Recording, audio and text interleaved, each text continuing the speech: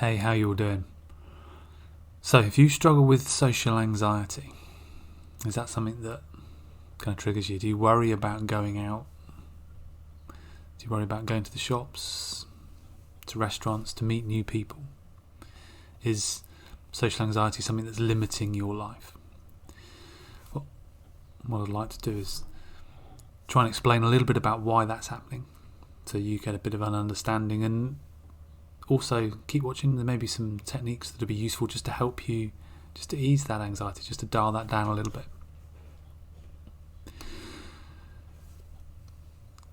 So why does it happen? Why is it that you're going to go to do something simple like go to the shops and you become overwhelmed with fear and it triggers this huge anxiety response?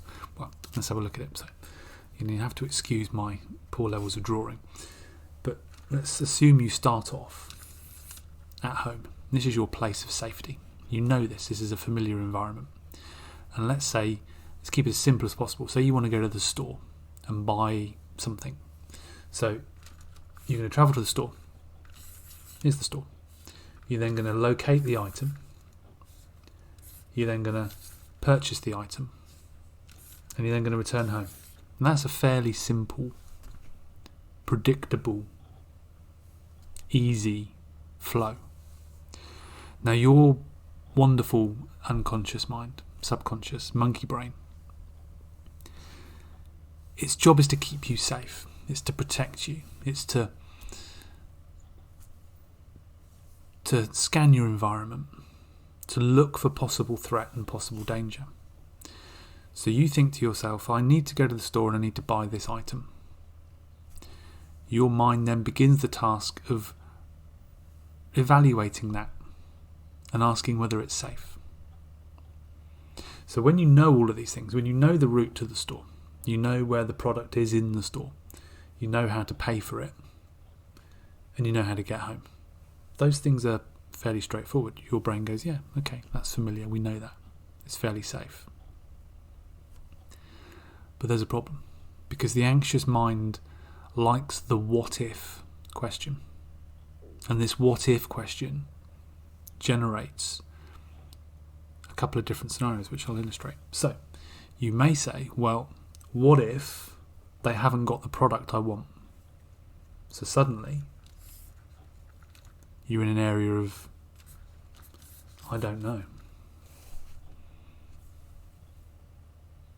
What if they haven't got the product I want? Then I'm going to have to try and find an alternative. Am I going to have to go to another store? Am I going to have to do without?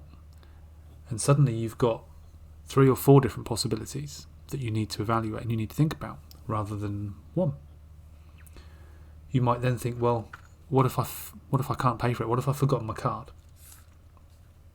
Now what this does is generates, because that's something you can deal with right now, so this generates like a loop. This generates a safety loop. So you go, what if I haven't got my card? Well, I can check. I can see if I've got my payment card with me. So you check. So this creates a loop. And that loop makes you feel slightly better about yourself. But the problem is then it then pops back up again. And you check again. And the reason why it does that is because you've had that little bit of micro comfort. You've resolved that. So while your brain's dealing with these, well, what if they haven't got the product I want? What if they haven't got it? What if they've changed the prices? What if they've changed the brand? What if it's not the same as it was previously? What if I have to go to a different store? Those are questions your brain can't answer. They're opening up possibility. This is one you can answer. What if I haven't got my card? You can check. But that micro relief that it gives you, it'll keep coming back to that because it knows that it can solve that.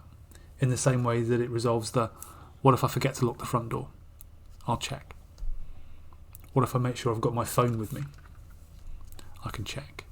And these loops occur in your brain and give you this little bit of micro relief. But while you're doing that, so you're thinking, well, what if they haven't got the product? What if I bump into Frank?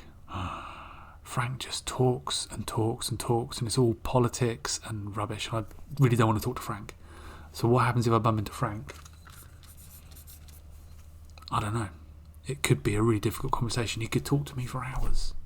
He could be embarrassing. He could start going on about the economy. And I don't know what to say to Frank.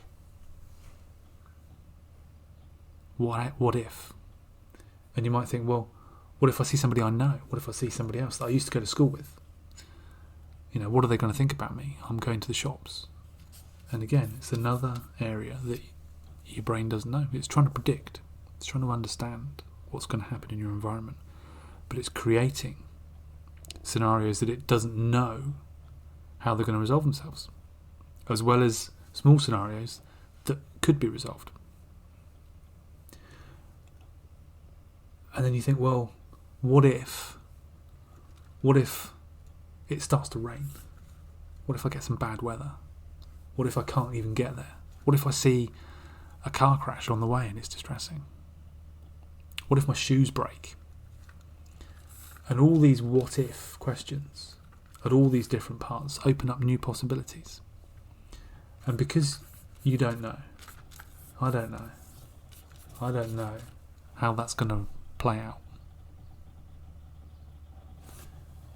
You've suddenly gone from this one very simple, predictable, logical, step-by-step process to this huge confusion, to all these possibilities that your mind is trying to prepare you for, that it's creating itself and trying to give you the resources to prepare for it. And what happens is that the more of these what-if questions you generate,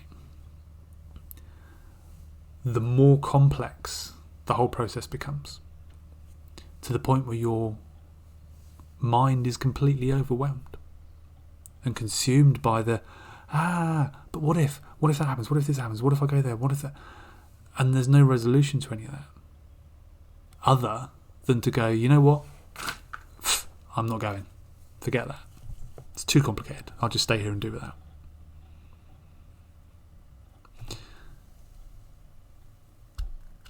And that's what a lot of people find themselves doing. The problem with doing that is that your mind generates these what-if questions through previous experience. It draws on your knowledge and your experience and what's happened to you in the world previously in order to generate the what-if scenarios. So by doing this, by going through with this, by following that, these what-ifs become less likely, because if you've been to the shop 27 times, if you've been to the store 27 times, and the product's always been there, you've always managed to remember your card, you've not bumped into Frank, you've not forgotten your keys or your phone, you trained yourself that there's less threat, and so those things begin to dial down. And so it becomes easier and easier to do. But you've got to go through that initial overwhelm. So how do we do that? How do we get through that initial overwhelm? Well, one of the most important things to recognise is that these what-if questions,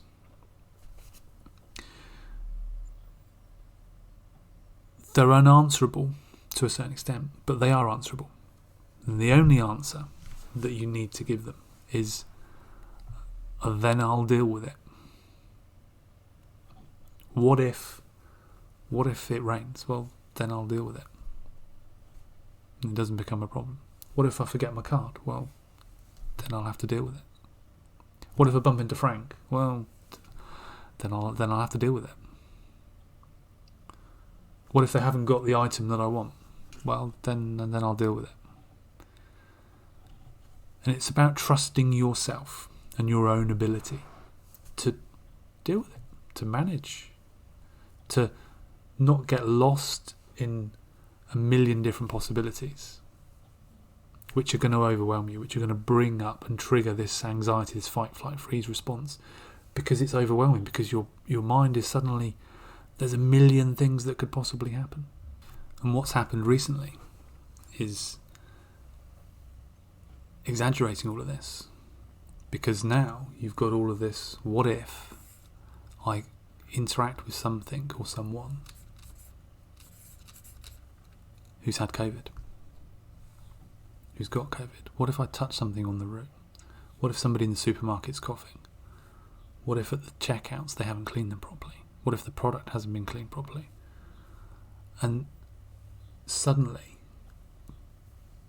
you've got all this additional fear, which is why we're seeing people struggling with social anxiety more so now than maybe they've ever done, because they've been isolated.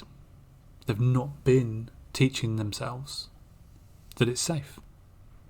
They've been hiding away, and all these what ifs have been growing and growing. So trust that you're skillful enough to deal with it. As soon as you recognise, you start to talk along those what if possibilities. As soon as you go, well, what if the only answer that you need is, then I trust that I'm skillful enough to deal with it, whatever it is. And by all means, look back, check the evidence of your history and your past. You're here, you're listening to this, you're watching this, which means you've survived everything that you've been through, which means you have been skillful enough to deal with everything that's ever happened in your life, in one way or the other. And I know some of those things may have been incredibly difficult to deal with. There may have been stuff outside of your control, stuff that was traumatizing and difficult, but you've dealt with it, and you will continue to deal with it, and the only answer is that you will deal with it. So try that. See what happens. Let me know. Thanks for watching.